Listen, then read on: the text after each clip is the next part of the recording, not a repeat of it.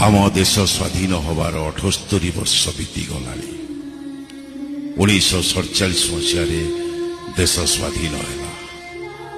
पराधीन भारत ब्रिटिश माने तांको देश को फेरीदेले। फिरिंगी शासन अवसान घटिला। देश सीना स्वाधीन है, स्वाधीन भारत रे जमीदार मानकर शासन ब्रिटिश मानक ठारू आहुरी निर्दय निष्ठुर अमानुषिकता जंत्रणादायक थिला। से कहानी एबे भी देश इतिहासर कलंकित अध्याय सृष्टि करे। निज हक नहीं बंचिबा ओ माटी मां पानी पवन को निजर अधिकार बोली भाविबा जमिति साधारण जनतार भाग्य रे नथिला।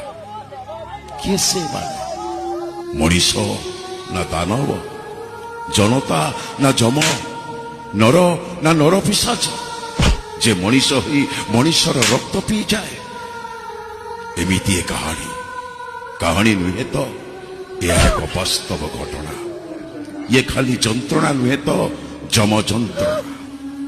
मरी मरी बंचिबार अंगी निबा कथा। एबे भी से कथा मने पड़िले लोम टांकुरी उठे। केते भयंकर विभत्स अमनीष समाने।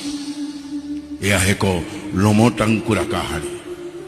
आशा भरोसा विश्वास सबकिछि हरई देला परे साधारण मनीषटीए बंचिबा पाई भगवान को गुहारी करे। निजको दीनबंधु पाखरे समर्पित।